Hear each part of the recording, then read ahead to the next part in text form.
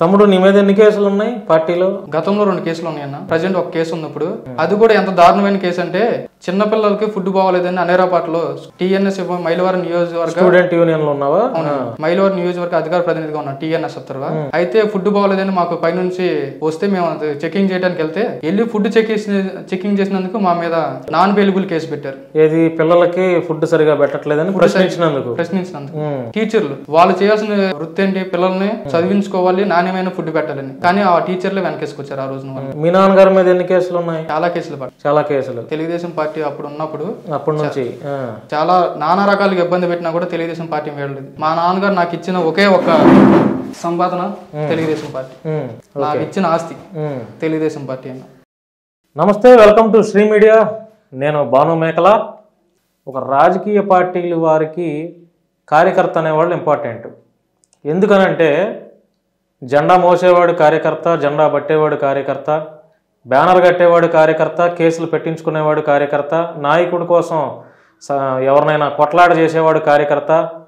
ప్రతి క్షణం నాయకుడికి అండగా ఒక పార్టీ కోసం మరి కార్యకర్త అనేవాడు చాలా ఇంపార్టెంట్ అనమాట. అటువంటి కార్యకర్తల్ని మరి కొన్ని రాజకీయ పార్టీలు పట్టించుకోవట్లేదు.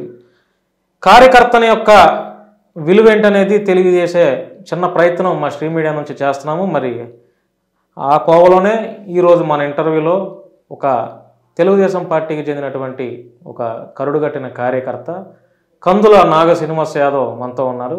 తమ్ముడు నమస్తే. నమస్కారం. ఎలా ఉన్నావు? మీ పార్టీ అధికారంలోకి వచ్చింది, ఎలా అనిపిస్తుంది? ప్రజలకు మంచి చేయాలన్న మా ఆలోచన ఈ రోజున మీ కళ్ళ ముంగలకు వచ్చేసింది. నారా చంద్రబాబు నాయుడు, లోకేష్ గారు ఉండగా ఆంధ్రప్రదేశ్ రాష్ట్రం అభివృద్ధిలోకి వెళ్ళిపోద్ది. వారు ఏం చేసినా సరే ఆ అభివృద్ధికి తోడుగా జెండా మోయాలన్న మా అనుక్షణం మేము లోకేష్ గారు వెంట, చంద్రబాబు నాయుడు గారు ఉంటామని మీకు తెలియజేస్తుంది. తమ్ముడు మీ నాన్నగారి పేరేంటి? కందుల వెంకటేశ్వరరావు గారు. ఎంతకాలం నుంచి ఉన్నారు తెలుగుదేశంలో? 1983 పార్టీ స్థాపించిన కాడ నుంచి. ఏది ఎన్టీఆర్ టైంలో? ఎన్టీఆర్ టైంలో. అప్పటి నుంచి మీ నాన్నగారు ఇదే పార్టీలో? 1983 పార్టీ స్థాపించిన కాడ నుంచి మా నాన్నగారు తెలుగుదేశంలోనూ కొనసాగారు. ఆయన తెలుగుదేశంలో నుంచి ఎందుకు వచ్చారంటే బడుగు బలహీన వర్గాల పేదలకు మొత్తం మంచి జరిగిందన్న ఆలోచనతోనే ఆ రోజున ఎన్టీ రామారావు గారు పార్టీ స్థాపించారు. దానికి అనుగుణంగానే మా నాన్నగారు పార్టీలోకి వచ్చారు. వచ్చి మా ఊరిని అధికారంలోకి వచ్చినప్పుడే చాలా రకాలుగా అభివృద్ధి దాపాలుగా చేశారు. రోడ్లు లేవు. అలాంటి టైంలో రోడ్లు పోసి వాటర్కి సమస్య బాగా ఉండేది, మా ఊరికి వాటర్ కలిగించారు. ఆ రోజుల్లోనే అంత అభివృద్ధి. పదవులు చేశారా మీ నాన్నగారు? చేశారు. ఏం పదవులు? స్కూల్ చైర్మన్, విద్యా కమిటీ చైర్మన్ చేశారు. మైలవరం మండలానికి బీసీసీఎల్ ప్రచార కార్యదర్శిగా చేశారు.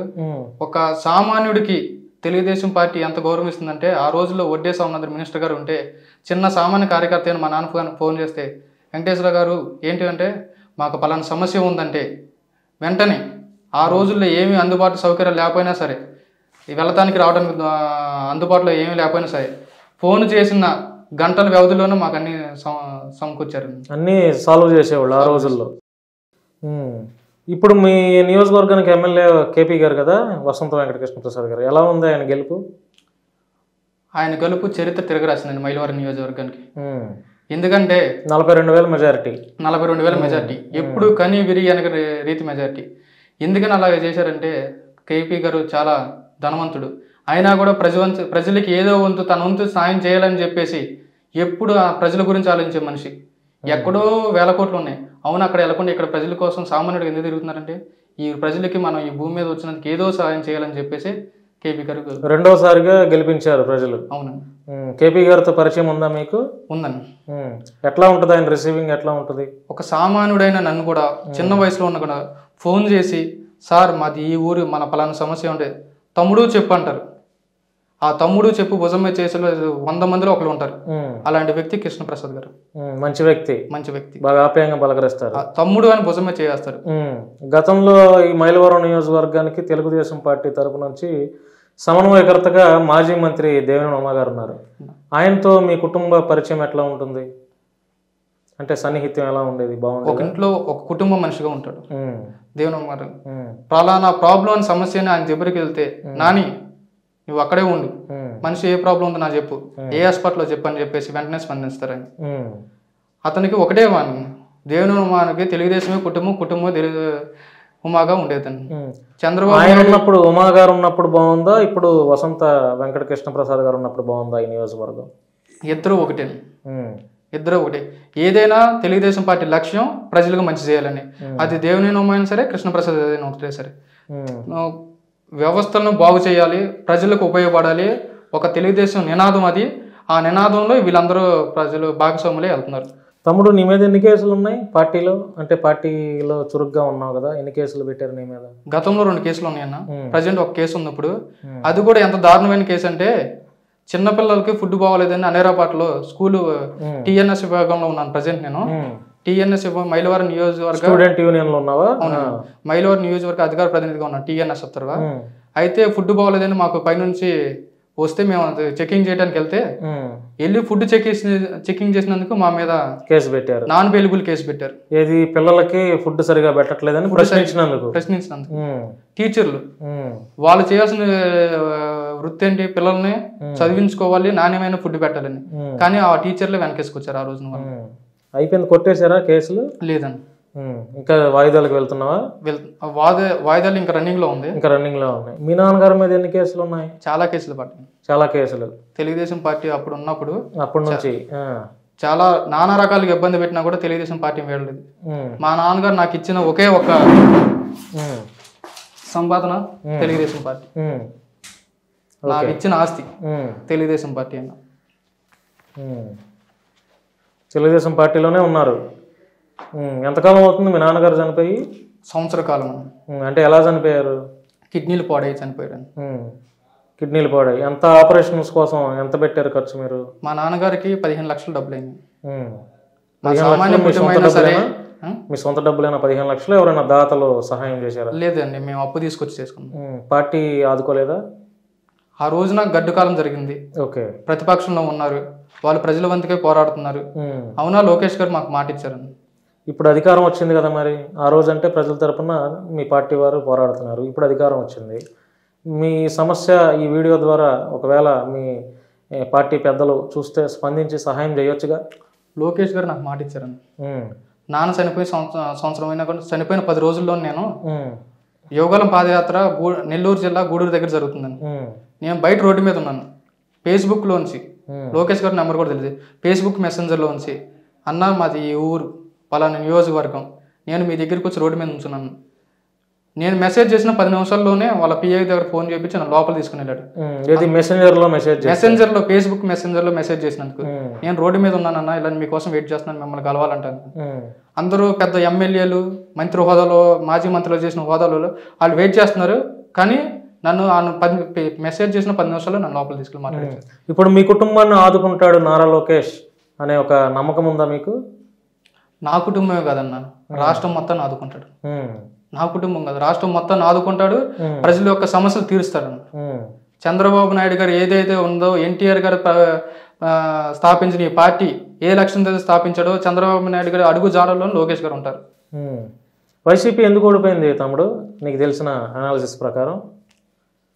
దౌర్జన్యాలు, రౌడీయిజం, రాజకీయం, కక్షలు, ఇవన్నీ. రౌడీయిజం బాగా చేశారా? రౌడీయిజం ఒక సామాన్య మనుషులు ఈ రోజున టీవీ పెట్టి చూడాలంటే చాలా అసభ్యంగా పదజాలంతో మంత్రులు కొడాల నాని కానీ, వల్లభనేని వంశీయే కానీ, మంత్రి రోజా కానీ వీళ్ళ మాట్లాడే భాషలకే టీవీ పెట్టుకుని ప్రశాంతంగా 10 నిమిషాలు టీవీ చూడలేకపోతున్నారు ప్రజలు. అంత అసభ్యంకరంగా. ఏదైనా ప్రజలు సమస్య వినిపించుకోవాలని చెబితే వాళ్ళ దగ్గరికి వెళ్తే మనమే ఉన్నాం, మనమే చేస్తాం, 30 సంవత్సరాలు మనకి 30 సంవత్సరాలు దాకా ఉంటారు ప్రజాస్వామ్యం, ఈ సమయం తీర్చాలి. కానీ అది కాకుండా విద్యార్థులకి ఎన్నో చేస్తానని చెప్పి మోస మాటలు చెప్పి ఈ రోజున జగన్మోహన్ రెడ్డి ఓడిపోవడానికి మెయిన్ కారణం అది. పీజీ చదివే విద్యార్థులకి పీజీ రిమెన్స్మెంట్ తీసేసాడు. అలా తీసేసి ఎన్నో ఘోరాలు చేసి ఆయన ఏమో ప్యాలెస్లు కట్టుకునేమో, జిల్లాకు ప్యాలెస్లు కట్టుకునేమో ప్యాలెస్లో ఉంటున్నాడు. ప్రజలనేమో రోడ్ల మీద పడేసి గతుకులు రోడ్లు. కిలోమీటర్ మనిషి వెళ్ళాలంటే ఒక యాక్సిడెంట్ జరుగుతుంది. 1 కిలోమీటర్ రోడ్డు మీద ఒక బైక్ వెళ్ళాలంటే కిలోమీటర్ యాక్సిడెంట్ జరుగుతుంది. కానీ జగన్మోహన్ రెడ్డి 10 కిలోమీటర్ హెలికాప్టర్ వేసుకుని వెళ్తున్నాడు. ఇదే ప్రజల పాలన? అందుకే ప్రజలు గద్దెదించేశారు జగన్మోహన్ రెడ్డిని, బుద్ధి చెప్పారు, ప్రజలు సరైన తీర్పు ఇచ్చారంట. సరైన తీర్పు ఇచ్చారు. అమరావతి రాజధాని కట్టాలంటే 1,00,000 కోట్లు అవుతుందని ఇప్పుడు చంద్రబాబు అన్నారు. అంటే ఎక్కడి నుంచి వస్తుంది 1,00,000 కోట్లు? అంటే అవుతుందా, పాసిబుల్ అవుతుందా? అవుతుంది. ఎందుకంటే కంపెనీలు తీసుకొచ్చి డెవలప్మెంట్ పెట్టి ఆ కంపెనీల మీద వచ్చే ఆదాయాన్ని తీసుకుని రాజధానికి నిర్మించుకోవచ్చు. ఒకేసారి మనం ఇల్లు కట్టుకోవాలంటే స్లాబ్ వేయంగానే అవ్వదు కదా, చిన్న చిన్న ఇటుక పేర్చుకుని వెళ్తే ఇల్లు అయింది. రాజధాని కూడా ఒకేసారి అవ్వాలంటే అవ్వదు కదా, ఒక అడుగు అడుగు అడుగు వేసుకుని వెళ్తే రాజధాని అవుతుంది. అన్నా క్యాంటీన్ మీద మీ అభిప్రాయం ఏంటి? పేదవాడికి ఆకలి. గతంలో 5 సంవత్సరాల్లో అన్నా క్యాంటీన్లు మూతపడ్డాయి. ఇప్పుడు ముఖ్యమంత్రిగా ప్రమాణ స్వీకారం చేసినటువంటి చంద్రబాబు గారు ఏ రోజైతే ప్రమాణ స్వీకారం చేశారో వెంటనే మరలా అన్నా క్యాంటీన్ ఓపెన్ చేశారు రాష్ట్ర వ్యాప్తంగా. ఎట్లా అనిపిస్తుంది? పేదవాడి అన్నం విలువ జగన్మోహన్ రెడ్డికి ఏం తెలుసు? ప్యాలెస్లు కట్టుకుని ఇంట్లో పడుకుంటాను తప్ప ఆ పేదవాడి రైతు కుటుంబం వచ్చిన చంద్రబాబు నాయుడుకి తెలుసు. అప్పుడు గతంలో ఎన్టీ రామారావు గారు పేదవాడికి 2 రూపాయలు బియ్యం పథకం పెట్టాడు. ఇప్పుడు అదే చంద్రబాబు నాయుడు పేదవాడికి 5 రూపాయలకి మధ్యాహ్నం భోజనం, పొద్దున్నే అల్పాహారం, సాయంత్రం భోజన పథకాన్ని పెట్టేసి ఎంతో మంది నిరాశ్రయులకు భోజనం వసతులు కల్పించాడు. తమ్ముడు, 40 ఏళ్ల నుంచి మీరు ఇదే పార్టీలో ఉన్నారా? 40 సంవత్సరాల నుంచి ఇదే పార్టీ. ఎందుకని ఇంకొక పార్టీ వైపు మారాలి అనే ఆలోచన ఎందుకు రాలేదు? ప్రజలకు అన్నం పెట్టే పార్టీ వైపు వెళ్ళాలా, లేకపోతే ప్రజలను దోచుకునే పార్టీ వైపు వెళ్ళాలా? తెలుగుదేశం పార్టీ ప్రజలకు అన్నం పెట్టే పార్టీ, ప్రజలకి మంచి చేసే పార్టీ. ప్రజలు మంచి చేసిన పార్టీ వైపు ప్రజలు 10 సంవత్సరాల లైఫ్ ఉంటుంది. అందుకే మేము ఎలా ఉంటున్నాం. అందుకని తెలుగుదేశం పార్టీలోనే ఉన్నారు. ఇంకే పార్టీ మారరా? మారవం. ఇదే పార్టీలో ఉంటారు. బ్రతికినా తెలుగుదేశం పార్టీలో మా పిల్లలు పడతారు, చచ్చిపోయినా నేను తెలుగుదేశం పార్టీ జెండా కప్పుకొని చనిపోతాను. అంటే రాజకీయాల్లో ఉండే వాళ్ళ మాటలను నమ్మలేని పరిస్థితి ఉంది ఈ రోజుల్లో. ఈ పార్టీలో రాజకీయ నాయకులు వేరు, కార్యకర్త వేరు అన్న. మేము కార్యకర్తలు తెలుగుదేశం జెండా మోస్తా ఉంటాం. ప్రాణం పోయినా జెండా పెట్టుకుని పోతాం, కానీ ఉన్నా కూడా జెండా మోసుకొని పోతాం. రాజకీయ నాయకులు పార్టీ మారుతారు, కార్యకర్తలు మారరు. కరుడు కట్టిన కార్యకర్తలు మీలాంటి వారు ఇలాగే పార్టీని పెట్టుకొని ఉంటారు. అయితే మారే ప్రసక్తి లేదు. ఉన్నా తెలుగుదేశం పార్టీలో ఉంటాం, చనిపోయిన రోజు కూడా మా బాడీ మీద తెలుగుదేశం జెండా కట్టుకుని వెళ్ళాలి. ఇది ఉగ్రవాదం లాగా అనిపించట్లేదా నీకు? ప్రజలకు మంచి చేస్తే ఉగ్రవాదమా? ప్రజలకు మంచి చేస్తే ఉగ్రవాదమా? ఉగ్రవాదం అంటే ఏంటి? ప్రజలు అనకదొక్కాలి. ఇప్పుడు తెలుగుదేశం జెండా కప్పుకొని చనిపోవాలన్నంత ఎందుకు? అది ఉగ్రవాదం లాగా లేదా నీకు? ప్రజాస్వామ్యాన్ని మా మీద వేసుకుని ఉంటున్నాము. ప్రజాస్వామ్యాన్ని భూంచలేని రోజులు ప్రజాస్వామ్యాన్ని భుజాల మీద పోసాం. లాస్ట్ కి మాకు ఆ ప్రజలే మాకు ఒక తీర్పులాగా జెండా వేసుకున్నాం. 3 రాజధానుల మీద నీ కామెంట్ ఏంటి? అప్పుడు వైసీపీలో ఉన్నప్పుడు 3 రాజధానులు. అదే ప్రజలకు ఒక రాజధాని కట్టి ఒక ఇంట్లో అన్నం పెట్టాలన్నంట, 3 పెళ్లిళ్ళు చేసుకుని 3 పెళ్లిళ్ళు చేసుకుని 3 ఇంట్లో అన్నం పెడతానన్నాడు. ఒక రాజధాని కట్టమని చెప్తాం, ఎక్కడో రాజధాని కడితే చంద్రబాబు నాయుడికి పేరు వచ్చిందని చెప్పేసి ఈ రాజధాని ఉన్న రాజధానిని కూల్చేశాడు. గతంలో రాజశేఖర రెడ్డి వచ్చారు, కిరణ్ కుమార్ రెడ్డి వచ్చారు. వీళ్ళందరూ చంద్రబాబు చేసిన డెవలప్మెంట్ ని ముందుకు తీసుకెళ్లాడు తప్ప వెనక్కి ఎప్పుడూ తీసుకెళ్లేదు. కానీ జగన్మోహన్ రెడ్డి పైశాచిక ఆనందం. ఎంతవరకు ఇది స్పైడర్ సినిమాలో ఒక విలన్ ఉంటాడు కదా, జనాలు చచ్చిపోతుంటే పైశాచిక ఆనందం పొందారు. ఈ జగన్మోహన్ రెడ్డి కూడా సేమ్ అంతే. ప్రజల 1.5 రూపాయల మాంసాలు తినేసి ఈ జగన్మోహన్ రెడ్డి ఈ రోజున పైశాచిక ఆనందం పొంది. పవన్ కళ్యాణ్ గారు 21 సీట్లు ఆయన కైవసం చేసుకున్నాడు. 1 సీటు కూడా పరిమితంగా. దాదాపు ఆయన పాలిటిక్స్లోకి వచ్చి 10 ఏళ్ళు అవుతుంది. 10 ఏళ్లలో 1 సీటు కూడా ఆయన కైవసం చేసుకోలేని వ్యక్తి మొన్న మీరందరూ కూటమిగా ఏర్పడిన తర్వాత 21కి 21 సీట్లు వచ్చింది. అంటే దాని మీద మీ కామెంట్ ఏంటి? ప్రజాదరణ అనునిత్యం ప్రజల్లో ఉన్నాడు. ఈ రోజుల్లో రాజకీయ నాయకుడు ఎవడే సొంత డబ్బు పెట్టుకునేది? ప్రజా సమస్య వచ్చిందంటే సినిమా డబ్బులు అతనికి ఉన్న దాచుకున్న డబ్బును తీసుకొచ్చి రైతు సమస్యలో ఉంటే 10 లక్షల రూపాయలు ఇచ్చాడు. అలాంటి మన మంచి చేద్దాం వచ్చిన వాడికి ప్రజలు ఏం చేస్తారు? తీర్పు ఇచ్చారు. ఒకవేళ ఎక్కువ సీట్లు వచ్చినా పవన్ కళ్యాణ్కి వచ్చాయేమోగా. 21కి 21 వచ్చిన ఒకవేళ ఇంకెక్కువ సీట్లు తీసుకుంటే కూడా పవన్ కళ్యాణ్కి వచ్చాయేమోగా. తొలిదడుగులో ఉన్నాడు కాబట్టి పార్టీని ముందు బలోపేతం చేయాలి కాబట్టి జనసేన అధినేతగా కాదు, జనసేన కార్యకర్తగా ఆయన ఉన్నాడు. 21 సీట్లు వచ్చినాయి. 21 సీట్లలో అతను ఎమ్మెల్యేలు ప్రజల కోసం పోరాడుతూనే ఉంటారు. చంద్రబాబు గారు ఇప్పుడు పవన్ కళ్యాణ్ గారికి సరైన సముచిత స్థానం ఇచ్చినట్టేనా? తెలుగుదేశంలో పార్టీ ఉంటే ప్రతి ఒక్కరికి సముచిత స్థానం ఉంటుంది. అంటే ఇప్పుడు కష్టపడ్డాడు పవన్ కళ్యాణ్ గారు, మీ పార్టీతో జత కట్టాడు. ఇప్పుడు డిప్యూటీ సీఎంతో పాటు ఇంకొక 5 శాఖల్లో ఆయనకు మంత్రి పదవి ఇచ్చారు. అంటే పవన్ కళ్యాణ్ గారు కష్టపడిన దానికి ఆయనకి సరైన గౌరవం ఇచ్చినట్టేనా చంద్రబాబు నాయుడు? ఇచ్చారు. చంద్రబాబు నాయుడు గారు ఇచ్చారు కాబట్టి ఏదైనా ఆఫీసుల్లో గడిచిన ప్రభుత్వంలో 5 ఉప ముఖ్యమంత్రులు ఇచ్చారు జగన్మోహన్ రెడ్డి. కానీ జగన్మోహన్ రెడ్డి బొమ్మ ఒకటే ఏ ఆఫీసులో పెట్టుకున్నా. కానీ చంద్రబాబు నాయుడు అది కాదు. నాతో పాటు పవన్ కళ్యాణ్ గారి ఫోటో కూడా పెట్టండి, నేనెంతో పవన్ కళ్యాణ్ కూడా అంతే అని చెప్పేసి చూపెట్టి ఈ రోజున పవన్ కళ్యాణ్ గారిని పక్కన వేసుకుని అచ్చెన్నాయుడు గారు, రాష్ట్ర అధ్యక్షుడు అచ్చెన్నాయుడు గారు మొన్న ఒక కామెంట్ చేశారు. ఏమని? మీరు పసుపు బిళ్ళ పెట్టుకొని వెళ్ళండి అధికార ఆఫీసులకి, ప్రభుత్వ కార్యాలయాలకి, మిమ్మల్ని కూర్చోబెట్టి కాఫీ టీ ఇచ్చి మీకు గౌరవం ఇస్తారు అని. అంటే పసుపు బిళ్ళ పెట్టుకొని వెళ్తే, పసుపు అంటే ఏంటండి? విజయానికి గుర్తు. అందువల్ల పసుపు పెట్టుకున్న విజయాన్ని గుర్తు అని చెప్పేసి ఏదైనా సరే పెద్దలు ఇదివరకు ఏం చేశారు, ఇంటికి పసుపు రాసుకోండి, ఏదైనా బయటకు వెళ్ళినా పసుపు పెట్టుకుని వెళ్ళమంటారు. కానీ ఆయన మాటల్లో అలా లేదు కదా. అచ్చెన్నాయుడు మాటల్లో అదొక విజయంతో వచ్చినటువంటి గర్వం ఉంటుంది చూసారా. గర్వం అనేది తెలుగుదేశం అలా మాట్లాడాడు కదా. గర్వం అనేది తెలుగుదేశం కుటుంబంలో ఉండదండి. ఆ రోజునైతే కార్యకర్త ఏ కష్టం అయితే పడ్డాడు, ఆ కార్యకర్త కష్టానికి ఎక్కడ తగ్గకూడదని చెప్పేసి ఈ రోజున అచ్చెన్నాయుడుగా ఆ మాట అన్నారు.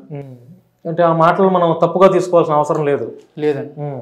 ఇప్పుడు మీ కుటుంబం అంటే ఆర్థిక పరిస్థితి ఎలా ఉంది?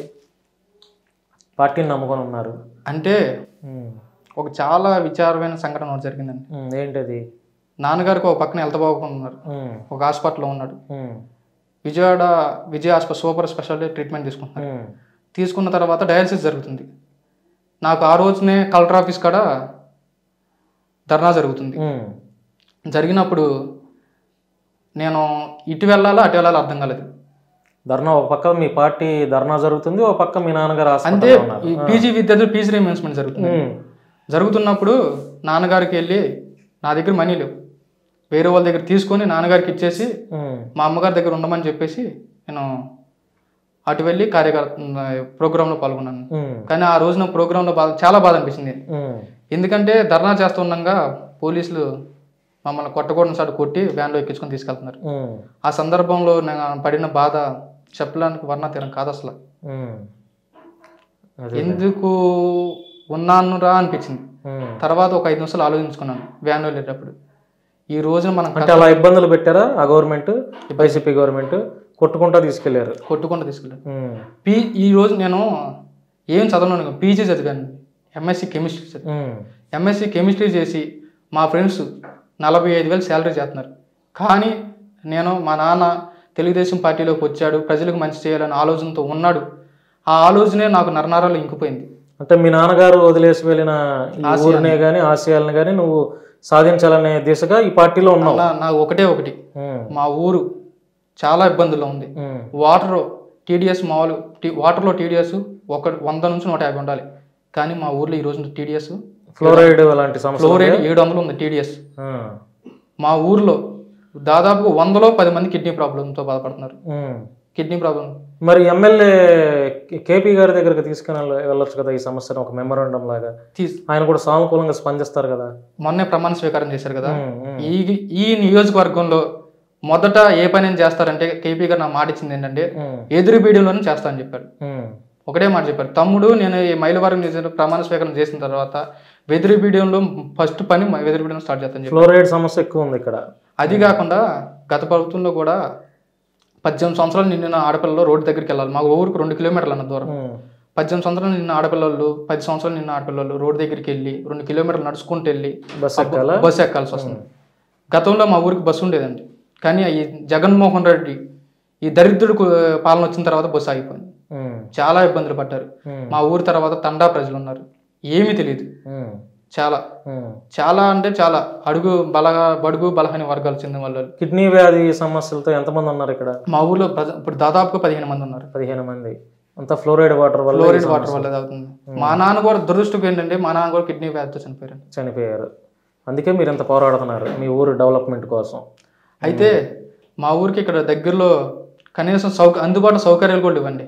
ఈ రోజు నేను ఇంతలా కష్టపడతాను, మా నాన్న చావు కూడా ఒక కారణం అయిపోయింది. ఈ రోజున మా నాన్నగారు మేము ఎక్కడో ఉన్నా సరే వస్తు లేక చాలా ఇబ్బంది పడేవాళ్ళు. నేను పార్టీ కోసం బయటకు వెళ్తే మా అమ్మగారు మా నాన్న చూసుకునేవారు. ఆమె అలా చూసుకోవటం వల్ల మనిషి సగటున 6 గంటలు నిద్రపోవాలి. కానీ మా అమ్మగారు 3 గంటలు నిద్రపోయి ఈ రోజు నా 2 కళ్ళు పోయినాయి. రెటీనా ప్రాబ్లం వచ్చి పడైపోయినాయి. కేవలం ఇక్కడ ఈ ఊర్లో వాటర్ సమస్య వల్ల. వాటర్ సమస్య అంటే నేను తెలుగుదేశం ప్రభుత్వంలో తిరుగుతాను, వాడు తిరిగి వచ్చి నేను ఇలా ఉండట కూడా మా నాన్నగారికి డయాలసిస్ చేసినప్పుడు కాలు నొక్కాలి, తట్టుకోలేరు. అది డయాలసిస్ జరిగిన తర్వాత మా అమ్మగారు నొక్కుతూ ఉండి చాలామంది మా ఇంటి పక్కన వాళ్ళు కూడా వచ్చి చాలామంది నొక్కారు. కానీ నేను మా నాన్నగారి గురించి కాదు, ఇంకా 10 మందికి ఇలాంటి ప్రాబ్లం రాకూడదని చెప్పేసి పార్టీ తరపున తిరిగాను. బాధపడమాకు, తప్పకుండా కేపీ గారు ఎమ్మెల్యే గారు మీ ఊరికి డెవలప్మెంట్ చేస్తారన్న నమ్మకం నాకు కూడా ఉంది. ఎందుకంటే సానుకూలంగా స్పందిస్తారు ఇలాంటి సమస్యల పట్ల. ఆయన తప్పకుండా మీరు ఒక మెమోరాండమ్ మీ ఊరు సమస్యలని, మెయిన్ ప్రధాన సమస్య డ్రైనేజ్ వ్యవస్థ, డ్రైనేజ్ ఒకటే, అది ఫ్లోరైడ్ వాటరు గత 5 సంవత్సరాల నుంచి చెప్పుకుంటున్నాం. 5 సంవత్సరాల నుంచి కాదు, అంత ముంగల మాకు తెలితే ఈ విషయం కోసం పోరాడేము. ఒకప్పుడు ప్రాబ్లం ఉండేదన్న ఊర్లో, నాన్నగారు ఆ టైంలోనే ఆ రోజులో ప్రాబ్లం ఉంటే 2002 ఆ రోజుల్లోనే నాన్నగారు పోరాడి ఈ వాటర్ సమస్యకు ప్రధానమైన కారణం. నాన్నగారు ఏమో ప్రధాన ఫ్లోరైడ్ అంతను అంతా ఈ ఊర్లో మైలవరం నియోజకవర్గం వెదురుబీడం గ్రామంలో ఫ్లోరైడ్ వ్యాధితో చాలా మంది ఇక్కడ బాధపడుతున్నారు. ఈ ఊర్లో మెయిన్ వాటర్ సరిగా లేక ఫ్లోరైడ్ సమస్య ఎక్కువ ఉందని చెప్పి మీ నాన్నగారు ఆ రోజుల నుంచే ఫైట్ చేస్తున్నారు. ఆ రోజుల్లో ఎప్పుడు ఇది 2002 అంటే ఎంతో కాలం నుంచి ఈ ఊర్లో ఉంది ఈ వ్యాధి, ఎంతో కాలం నుంచి ఉంది. సరే చూద్దాం ఇంకా ఏమున్నాయి ప్రధాన సమస్యలు. ఇప్పుడు నువ్వు ఒక కార్యకర్తవై ఉండి ఈ ఊరిని డెవలప్ చేస్తానని ఎట్లా అనుకుంటున్నావు? అంటే తెలుగుదేశం పార్టీలో అధికారులే కార్యకర్తలే అధికారులు. మాకు చంద్రబాబు నాయుడు మీద నమ్మకం ఉంది, కార్యకర్తకి ఎంతకు విలువిస్తారో తెలుసు. ఆయన అభివృద్ధి ఎలా ఉండిద్ది అంటే, ఈ రోజున మొక్కేస్తే రేపొద్దున చెట్లు ఎంత ఆదాయం వస్తాయో మనకు తెలుసు. కానీ ఈ రోజుల్లో ఏం చేస్తున్నారంటే, మనం చంద్రబాబు నాయుడు మొక్కేశాడు, ఈ రోజున కాయలు కాలేదు ఏంటంటారు. కానీ టైం పట్టిద్ది. చంద్రబాబు నాయుడు ముందు చూపు ఎలా ఉండిద్ది అంటే, ఈ రోజున మనం ఉన్న దానికి రేపొద్దున భవిష్యత్ తరాలకు ఉపయోగ విధంగా జరుగుతుంది. ఇప్పుడు మీ కుటుంబం ఆర్థిక ఇబ్బందులతో ఇబ్బంది పడుతున్నా కూడా మీరు ఇదే పార్టీలో ఉన్నారు. అవును. ఇప్పుడు పార్టీ నుంచి ఏదైనా ఆర్థిక సహాయం కావాలని ఏమన్నా ఎక్స్పెక్ట్ చేస్తున్నారా? పార్టీ నుంచి కానీ ఏదన్నా ఎమ్మెల్యే గారి దగ్గర నుంచి కానీ? లోకేష్ గారు ప్రభుత్వం వచ్చిన తర్వాత నేను కలుస్తానమ్మా మాట ఇచ్చారు, నేను వెళ్తాను, లోకేష్ గారు చేస్తారు. ఒకసారి ఎమ్మెల్యే గారి దగ్గర కూడా వెళ్తాను ఒకసారి. ఎందుకంటే ఎమ్మెల్యే గారు కూడా నియోజకవర్గానికి ఎమ్మెల్యే కాబట్టి ఆయన నోటీసులో కూడా మీ సమస్యని, మీకు జరిగిన ఇబ్బందుల్ని, మీరు పడుతున్నటువంటి ఇబ్బందులు కూడా ఒకసారి సానుకూలంగా చెప్తే ఆయన కూడా స్పందిస్తారు. స్పందించి కుదిరితే ఏదైనా మీకు మంచి చేయడానికి అవకాశం ఉంటుంది. మీ ఊరి డెవలప్మెంట్ కూడా ముందు ఒకసారి కుదిరితే ఆయన నోటీసులో పెట్టండి. తర్వాత మీరు లోకేష్ గారి దగ్గర కూడా ట్రై చేయండి, తప్పేముంది. మీరు ఇబ్బందులు పడ్డారని చెప్పి ఇప్పుడు మీరు ఇంటర్వ్యూలో చెప్తున్నారు కదా. ఇంకా ఎంత వచ్చింది మెజారిటీ ఇక్కడ ఈ ఊరికి? మా ఊరు 33 ఓట్ల మెజారిటీ వచ్చింది. 33 అసలు ఎన్ని ఓట్లు ఇక్కడ? మా ఊర్లో 980 ఓట్లు 33 ఓట్ల మెజారిటీ వచ్చింది. గతంలో 100 ఓట్ల మెజారిటీ వైసీపీకి వచ్చిందండి గత 5 సంవత్సరాల నుంచి. ఎందుకని ఇక్కడ గతంలో కృష్ణప్రసాద్ గారు ఉన్నప్పుడు మీ తెలుగుదేశం కార్యకర్తల మీద చాలా మంది మీద కేసులు పెట్టారు కదా, అయినా కూడా మళ్ళీ ప్రజలు ఇంత మెజారిటీ, భారీ మెజారిటీ ఎందుకు ఇచ్చారంటారు? నమ్మకం. తెలుగుదేశం పార్టీ అంటే నమ్మకం. తెలుగుదేశం పార్టీ అంత నమ్మకం, చంద్రబాబు నాయుడు అంతా మాకు మంచి చేస్తాడని తెలుగుదేశం పార్టీలోకి వచ్చిన ప్రతి ఒక్కరు కూడా మంచి చేయాలని వస్తారు. కృష్ణప్రసాద్ గారు కూడా ఈ రోజున మంచి చేయాలని చెప్పి ప్రజలకి ఏదో తన వంతుకు చేయాలని చెప్పేసి ఈ రోజున తెలుగుదేశం పార్టీలోకి వచ్చారు. అవును, ఆయన మొదటి నుంచి కూడా అభివృద్ధి చేయాలని కూడా చాలా చోట్ల చెప్పారు. అభివృద్ధి లేదు, సంక్షేమం మాత్రం ఇస్తే సరిపోతుందా? ఈ రోజున కృష్ణప్రసాద్ గారు పార్టీ మారడానికి మొదటి కారణం ఏంటంటే, గత ప్రభుత్వంలో నేను ప్రజలకు మంచి చేయాలని ఉన్న ఆ పార్టీ అధికారులు, నాయకత్వం ప్రజలకి ఏమాత్రం మంచి చేయనీయలేదని చెప్పేసి ఈ రోజున మొదటి పార్టీ మారడానికి కారణం అది. అంటే ఇప్పుడు అభివృద్ధి చేస్తారని నమ్మకం ఉందండి. సరే చూద్దాం. మీ ఊరు సమస్య విన్న ఒకవేళ ఈ వీడియో చూస్తారనుకో, ఎట్లా స్పందిస్తారో కూడా చూద్దాం. ఎందుకంటే ఆయన నియోజకవర్గానికి సంబంధించినటువంటి ఒక గ్రామం ఇది. గత పార్టీలో అధికారులు కూడా తెలుగుదేశం పార్టీ కార్యకర్త అని చెప్పేసి ముద్ర వేసేసి పనులు చేయకుండా ఉన్నారు. ఎవరో కాదు, ఇబ్బందులు పెట్టారు, చాలా ఇబ్బందులు పెట్టారు. ఎక్కడ?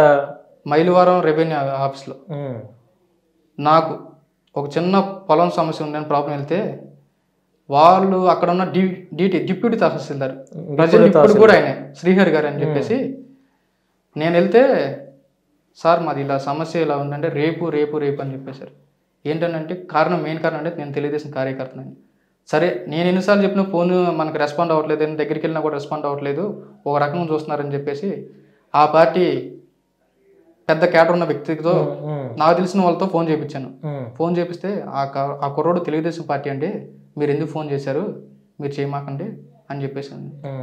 ఈ రోజున వ్యవస్థ ఎలా పోతుంది, మనం చేసేది పార్టీలకా ప్రజలకా?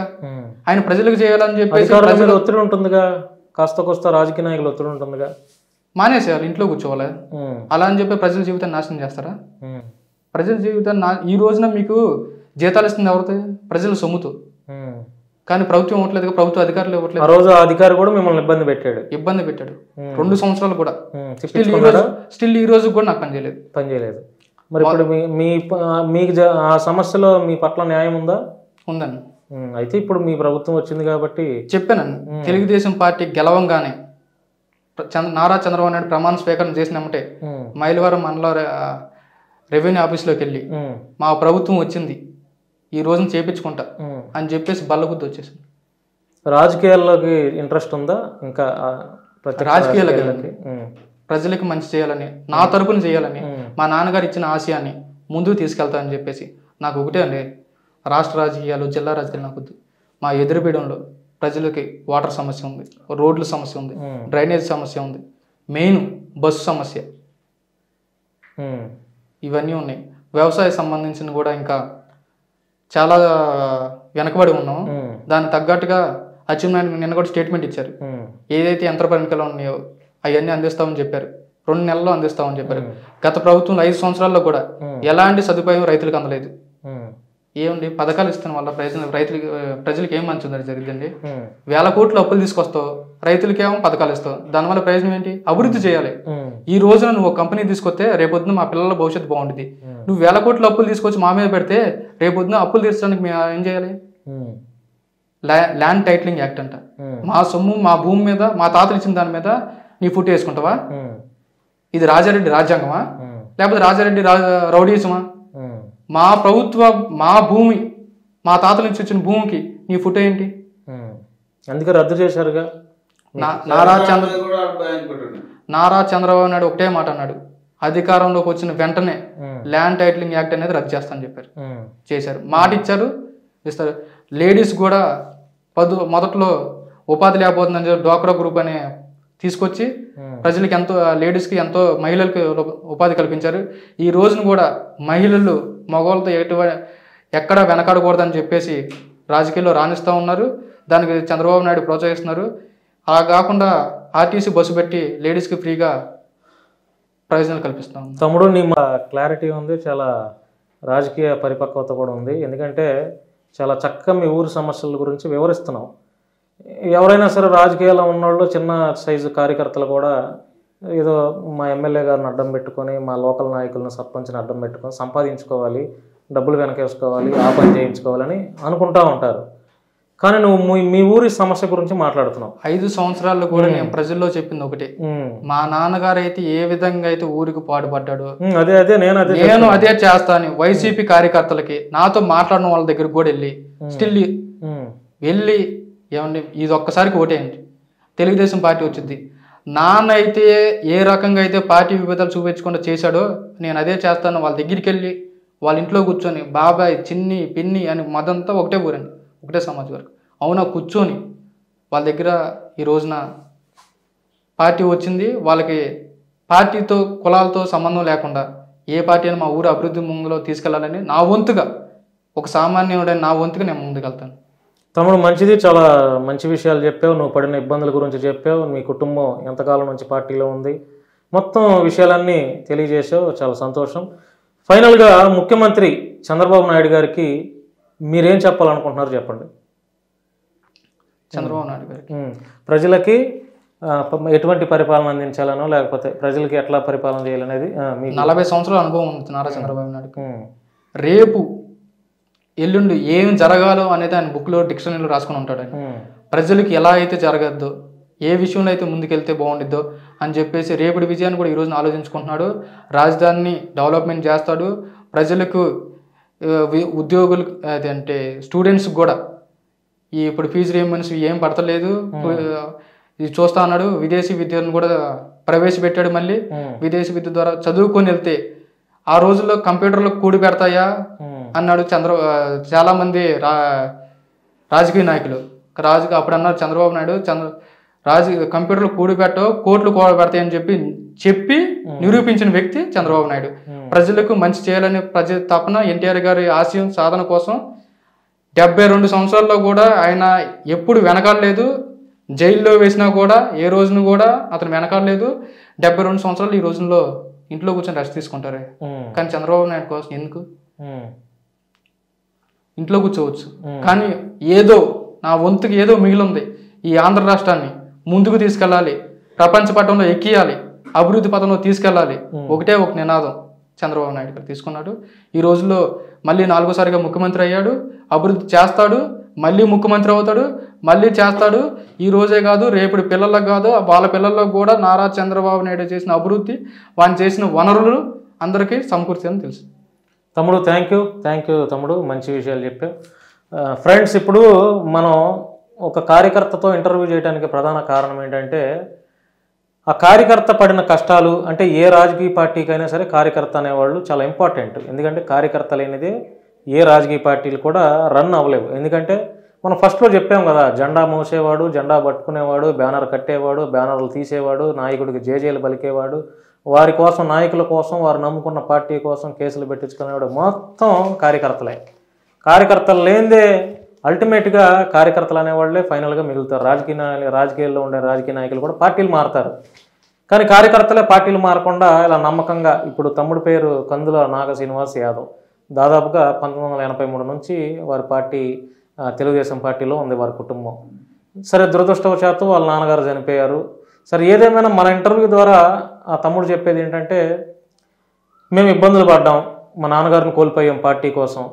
గతంలో నారా లోకేష్ గారిని కలిసినప్పుడు కూడా మీ కుటుంబాన్ని మన అధికారంలోకి రాగానే ఆదుకుంటామని చెప్పి ఆయన మాట ఇచ్చారంట.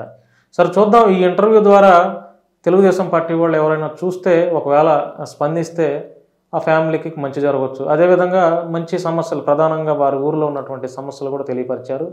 ఈ వీడియో చూసి ఎమ్మెల్యే గారు కూడా స్పందించి వారి ఊరికి మేలు చేస్తారని మేము కూడా అనుకుంటున్నాం.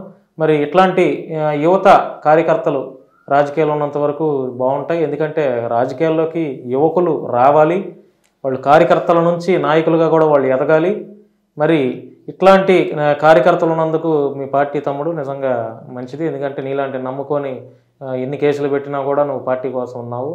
సరే, ఏదేమైనా నువ్వు భవిష్యత్తులో ఇంకా మంచి పదవులు పొందాలని, మంచి పేరు రావాలని, మీ ఊరికి మంచి చేయాలని చెప్పి నేను మనస్ఫూర్తిగా కోరుకుంటున్నాను. థ్యాంక్ యూ తమ్ముడు, థ్యాంక్ యూ సో మచ్.